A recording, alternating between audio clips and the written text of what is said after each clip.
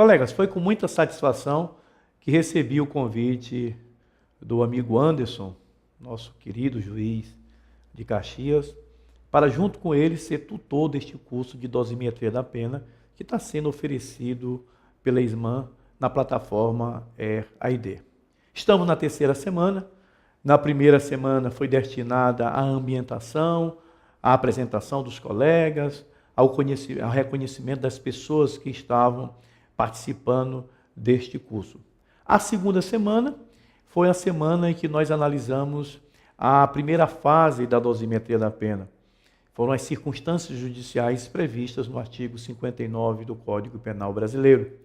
Vimos vários debates acalorados sobre estas circunstâncias judiciais, cada uma delas de per si.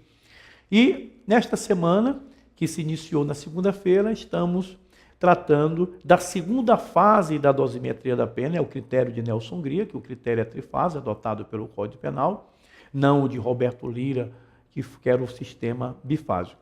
Nessa fase, nós vamos tratar, nessa semana, nós vamos tratar de circunstâncias atenuantes e agravantes e causas de diminuição e aumento de pena. Faço a observação que, muito embora o Código Penal fale primeiro de circunstâncias agravantes, no artigo 61 e no artigo 62, e somente no artigo 65 e 66 fale das circunstâncias atenuantes, a ordem de análise, para ser técnico, começa pelas circunstâncias atenuantes por força do que disposto no artigo 68.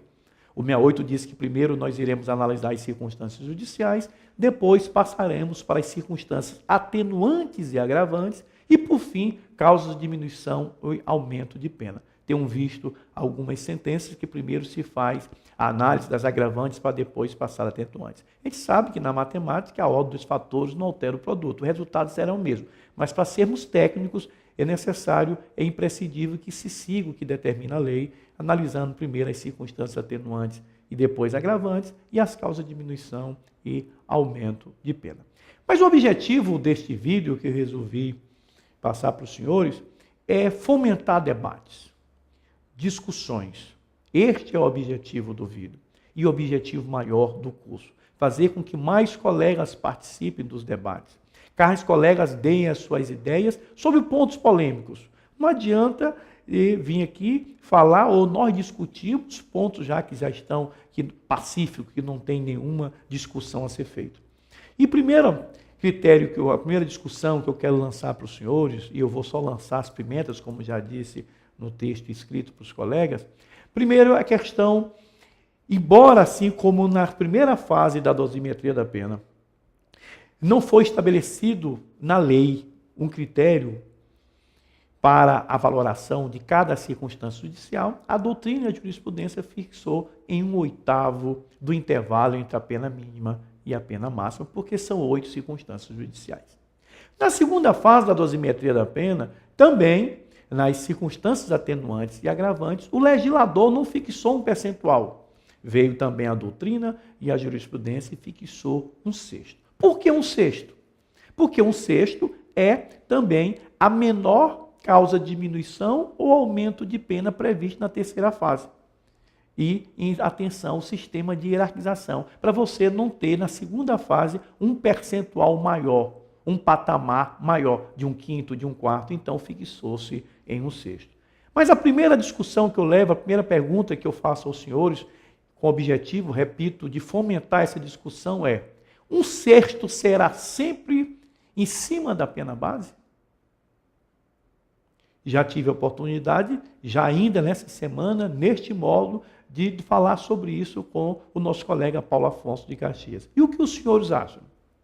Outra coisa, um sexto, se você tem uma circunstância atenuante ou tem uma circunstância agravante, é um sexto. Se você tiver mais de uma, se você tiver concursos de circunstância atenuante, se eu tiver 2, seria 2 sextos, se tiver 3, seria 3 sextos. E se você tiver concurso entre circunstâncias atenuantes e agravantes, ou seja, você tiver circunstâncias atenuantes e agravantes, como fazer?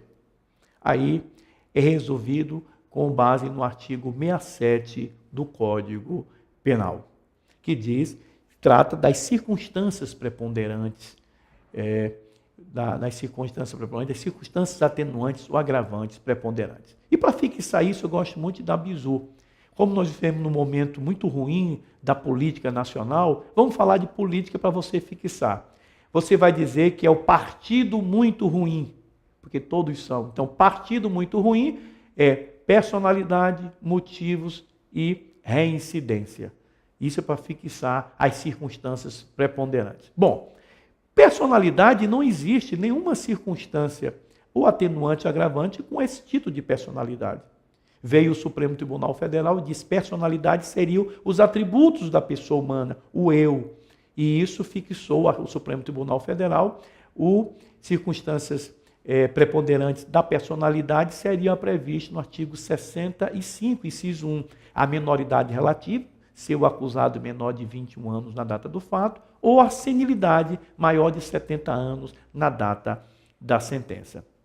Isso veio o Supremo Tribunal Federal e disse, e isso é pacífico tanto na doutrina como na jurisprudência. Mas eu faço uma outra indagação com o objetivo de também movimentar discussões no nosso fórum de debate. Existem 3 teses sobre a questão da confissão espontânea. Eu perguntarei, a confissão espontânea também pode ser caracterizada como circunstância atenuante preponderante? Para o Supremo Tribunal Federal, não. Para o Supremo Tribunal Federal, seria personalidade apenas a minoridade relativa e a senilidade. Já o STJ entende, inclusive tem jurisprudência em tese, se vocês pesquisarem, na edição número 26, está lá dito que é circunstância preponderante e ela, inclusive, se iguala à reincidência fazendo uma compensação entre essas circunstâncias preponderantes. Já Ricardo Schmidt, nosso colega juiz da Bahia, que já nos visitou várias vezes, fica numa tese meio termo. Diz que não concorda com o Supremo Tribunal Federal, reconhece que é uma circunstância preponderante, mas não diz que não tem a mesma força como o STJ entende. Ele diz que deveria ficar como uma 4ª força. Primeiro seria a menoridade relativa e a senilidade, segundo, os motivos do crime, terceiro, reincidência e 4º, a confissão espontânea. E você? O que acha? Dê sua opinião também sobre essa questão. Vamos debater um pouco mais sobre essa questão, com o objetivo, repito, de sempre uniformizarmos procedimento, uniformizarmos ideias na busca da segurança jurídica. Outra questão que eu faço ainda sobre circunstâncias preponderantes é se haverá uma hierarquia. Existe uma hierarquia entre as circunstâncias preponderantes? Há alguma mais forte do que a outra? Há alguma rainha, vamos dizer assim, das circunstâncias preponderantes? O que o senhor acha? Outra questão que eu trago a debate dos colegas, e eu tenho certeza que essa vai acalorar, é com relação à aplicação da súmula 231 do STJ. A súmula 231 do STJ impede que o juiz atenua a pena quando a mesma já foi fixada, a pena base já foi fixada no mínimo legal.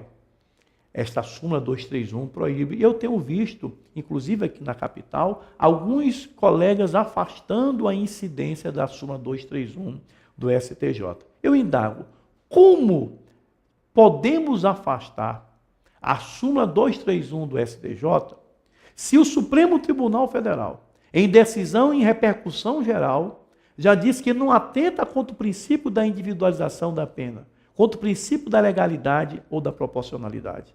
Vou mais além. O novo CPC, no artigo 927, inciso 4, diz que os juízes e os tribunais devem seguir os precedentes do Supremo Tribunal Federal em matéria constitucional e do STJ em matéria infraconstitucional. Então, indago, como superar a súmula 231 do STJ? Aqueles que estão superando, estão fazendo como para poder superar? Vamos dar sua opinião, vamos debater um pouco mais sobre isso. Outra questão interessantíssima é sobre a confissão qualificada, que é uma atenuante. A confissão, isso não tem nem dúvida, previsto no artigo 65, inciso 3º, letra D do Código Penal. Mas essa confissão qualificada qual é? É aquela em que o acusado confessa a prática do fato, mas alega alguma excludente da criminalidade ou da culpabilidade. Nesse caso, o colega tem acolhido esta confissão, que é chamada confissão qualificada.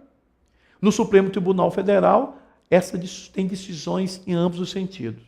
O STJ admite a confissão qualificada, tanto que, repito, também na jurisprudência em tese, na edição 26, item 4, salvo engano, é taxativo em reconhecer a confissão qualificada. O nosso colega Ricardo Schmidt não admite a confissão qualificada. E você, o colega, o que entende? O que acha sobre isso? Dê a sua opinião também. Repito, o objetivo desse vídeo é fomentar essa discussão para enriquecer muito o nosso fórum de debate.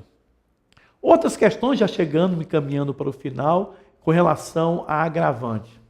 Eu pergunto, pode o juiz reconhecer uma agravante de ofício?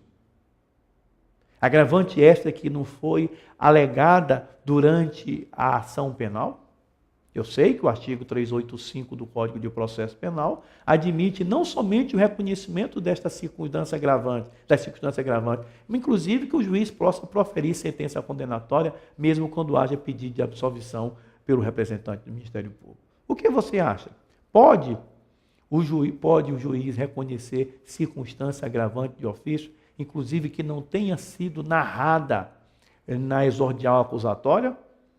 Não narrou na exordial acusatória, não foi só capitulado, que às vezes o promotor narra na exordial acusatória e não classifica. Nesse caso, ele não classificou e nem narrou a agravante. Pode o juiz reconhecer esse agravante? E, finalizando, com relação a mais duas questões. Com relação à confissão. Essa confissão, ela tem diferença entre confissão espontânea e confissão voluntária? E se a confissão for apenas voluntária, o juiz a si mesmo pode reconhecer como circunstância atenuante? Qual a sua opinião? E, por fim, eu vi na jurisprudência em tese do STJ algumas decisões no sentido de que basta a folha de antecedentes para o reconhecimento de uma reincidência. Os senhores concordam com essa decisão?